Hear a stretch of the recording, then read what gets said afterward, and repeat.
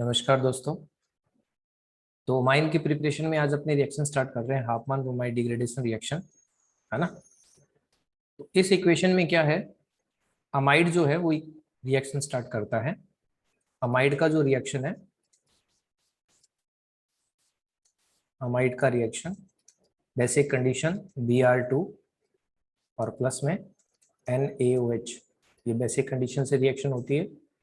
और इस कॉम्बिनेशन को आपको बता दूं, इस कॉम्बिनेशन को ऐसे भी रिप्रेजेंट कर सकते हैं NaOBr से, है ना। इसका नेम क्या हो जाएगा, सोडियम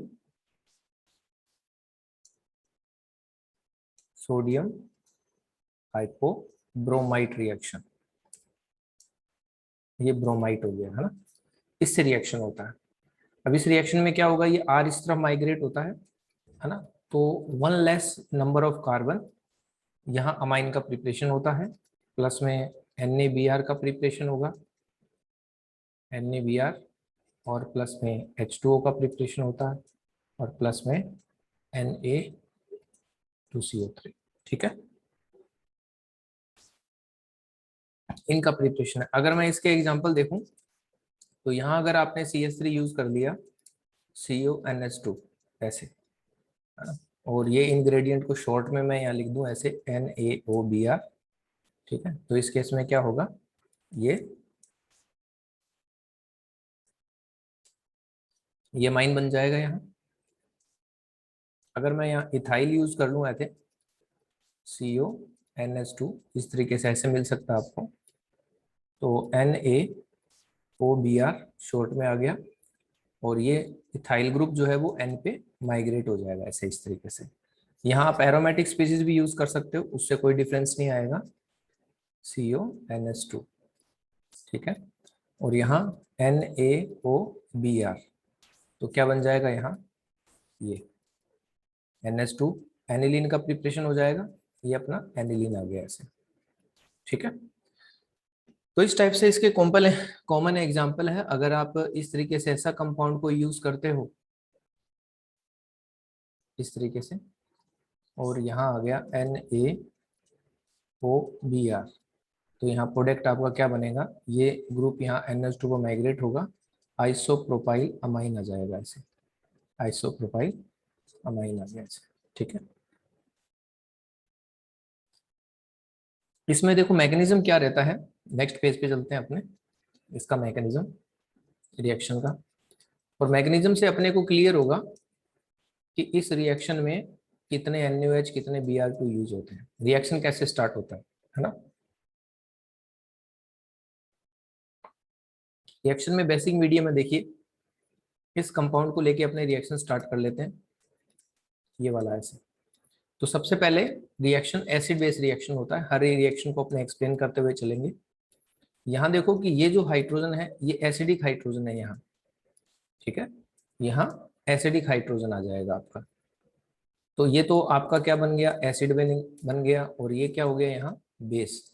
तो एसिड बेस रिएक्शन होगा, इसका OH नेगेटिव और यहाँ से H पॉजिटिव, तो माइनस H2 हो जाएगा, और नेक्स्ट प्रोडक्ट क्या बन गया, ऐसे सोल्ट बन जाएगा ऐसे, NH और NH पे आ गया नेगेटिव, और इसके साथ में ये Na पॉजिटिव आ गया, ये सोल्ट बन गया एसिड बेस इक्वेशन होने की वजह से।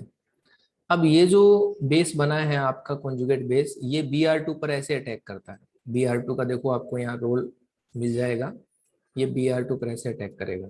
ठीक है, और ये इस तरफ Br नेगेटिव, और ये क्या बन जाएगा, माइनस NaBr, ये रिलीज हो गया।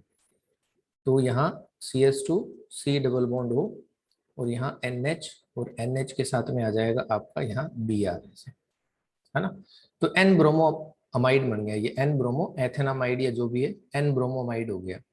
इसकी फर्दर रिएक्शन फिर वापस किसके साथ रिएक्शन कराओगे, NaOH के साथ में रिएक्शन होता है, वापस बेस के साथ में रिएक्शन होगा। बेस के साथ रिएक्शन होगा तो ये क्या बनेगा, N नेगेटिव बनेगा, है ना। तो N नेगेटिव बन के फिर वापस Br नेगेटिव जाएगा इसमें, ये फिर अनस्टेबल हो जाता है, तो इस स्टेप को अपने लिख देते हैं, माइनस H2O। तो नेक्स्ट स्टेप क्या आ गया इसमें, इस तरीके से ऐसे आ गया CO, और यहाँ N नेगेटिव, और ये Br। ठीक है, और इसके साथ में क्या रहेगा, इसके साथ में Na पॉजिटिव रहेगा यहाँ ऐसे सॉल्ट बना के। ठीक है, तो अब ये जो ग्रुप है ना, ये वाला ग्रुप, ये ग्रुप यहाँ से एलिमिनेट हो जाता है, ये वाला ग्रुप ऐसे, इस तरीके से हेट्रोलाइटिक क्लीवेज होगा। तो यहाँ -NaBr, ये जो प्रोडक्ट है ये अनस्टेबल रहता है, यहाँ ये अनस्टेबल रहेगा। तो प्रोडक्ट में क्या आ गया, इसमें CH3 C double bond ON, ठीक है। ये देखो एक्स्ट्रा इलेक्ट्रॉन ले गया अपने पास, अब आपके सामने ये मिल गया आपको ऐसे, ठीक है। ये इंटरमीडिएट क्या है, ये नाइट्रीन है, ठीक है, ये है नाइट्रीन। और इसमें क्या होता है, इसमें रीअरेंजमेंट होता है ऐसे, इसमें रीअरेंजमेंट होगा, रीअरेंजमेंट, ठीक है। रीअरेंजमेंट होगा तो देखो CO ग्रुप है, CO ग्रुप के इलेक्ट्रॉन ये इस तरफ आएंगे, इस तरफ आएंगे। तो अब देखो इसके पास वैकेंट ऑर्बिटल नहीं है, तो ये कोई ना कोई, अगर ये इलेक्ट्रॉन ले रहा है तो किसी ना किसी इलेक्ट्रॉन को अपनी तरफ अट्रैक्ट करेगा। ये देखो ये CH3 नेगेटिव बनाएगा, ये CH3 नेगेटिव यहाँ फिर वापस जंप कर जाएगा। ये अरेंजमेंट है। यहाँ देखो CH3, क्योंकि आप यहाँ रेडिकल की जगह CH3 लेके चले हो, यहाँ R होता तो यहाँ R हो जाता, तो ये तो चला गया N पर। तो देखो N ने यहाँ अगर डोनेट किए हैं तो C नेगेटिव से मिले भी हैं, इसलिए न्यूट्रल कंडीशन पर रहेगा। N double bond O, N double bond O, C double bond O, तो ये प्रोडक्ट क्या बन गया, ये आपका प्रोडक्ट बन गया मेथाइल, है ना, मेथाइल आइसोसाइनेट बन गया, मेथाइल आइसोसाइनेट बन गया ये प्रोडक्ट।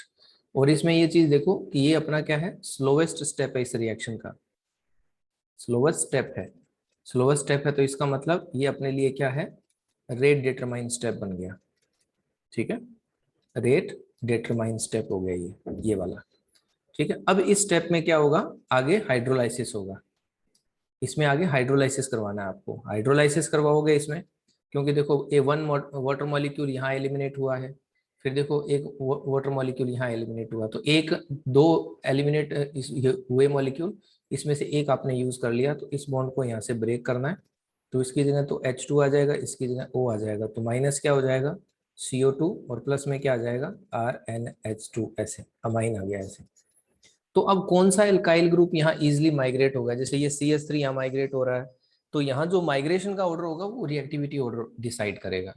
अब ये जो CO2 है, CO2 बेसिक मीडियम में क्या होती है, ऑब्जर्व हो जाती है ऐसे, तो यहाँ 2NaOH यूज हो जाएंगे, 2NaOH यूज हो जाएगा, तो ये किस में चेंज हो जाएगा, Na2CO3 में चेंज हो जाएगा।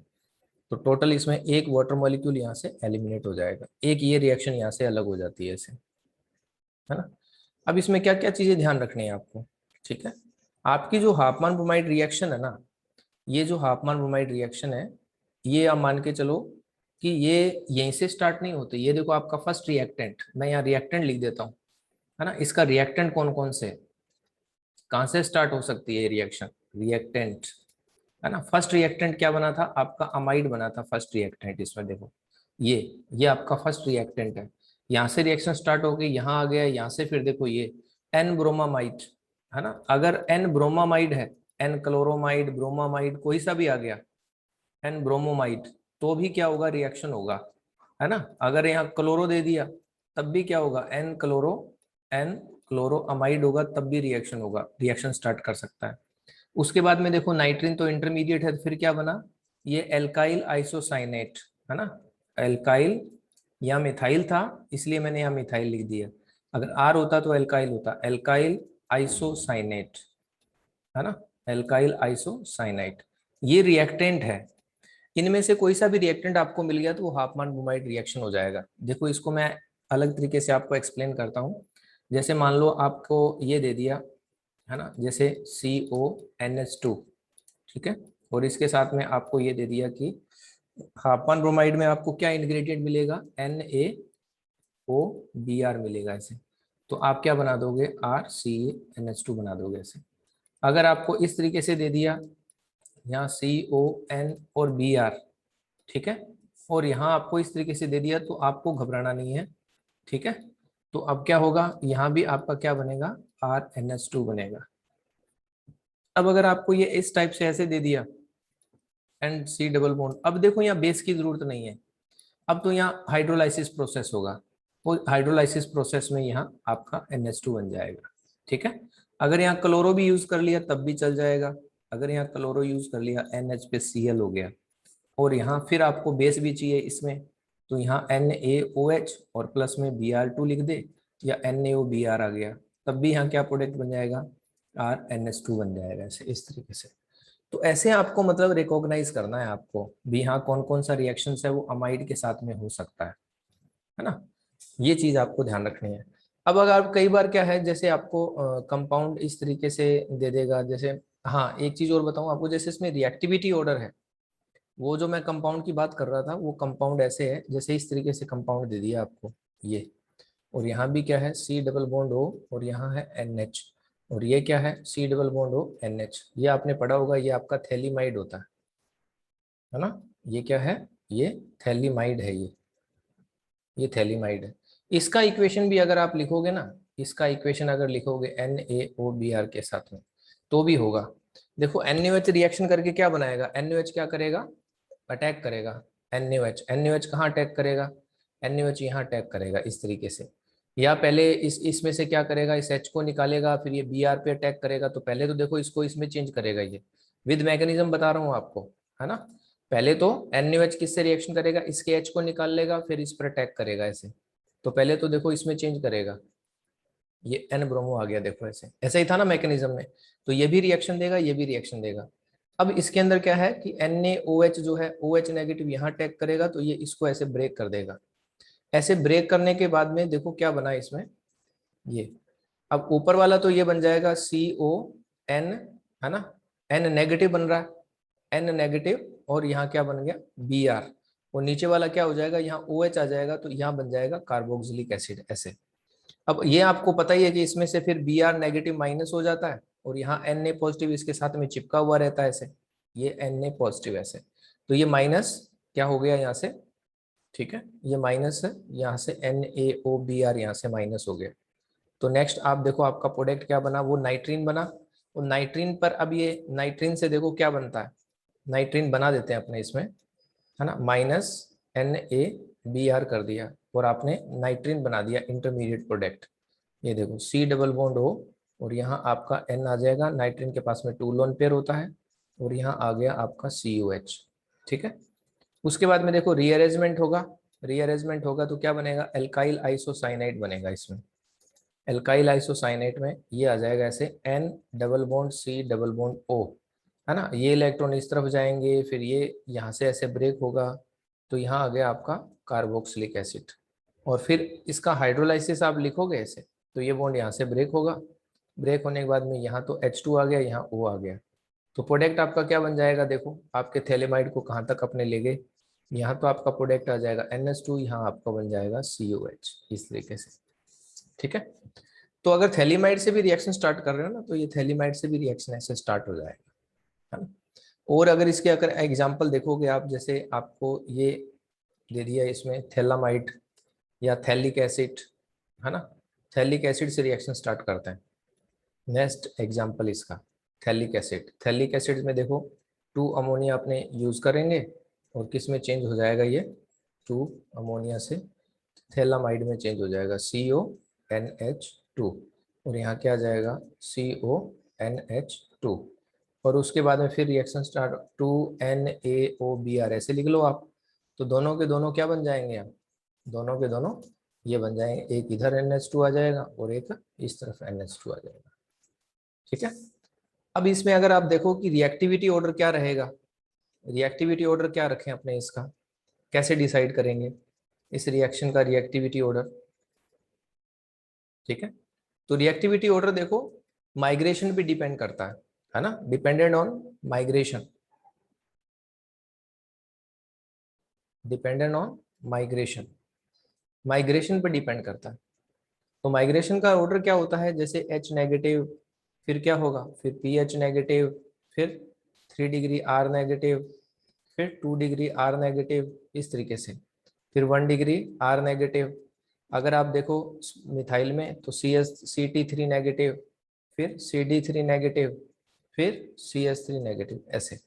तो अगर मैं आपके सामने ऐसे फर्स्ट एग्जांपल लिखूं इसका रिएक्टिविटी ऑर्डर, तो जैसे एक तो मैं ये लिख दूं CH3CONH2, और सेकंड में मैं अगर ये पुट कर दूं कि CH3CH2CONH2, है ना, और थर्ड में अगर मैं ये रखूं कि इसमें ये CH3, ये CH2, और ये CH2, और ये यहाँ NH2, ठीक है।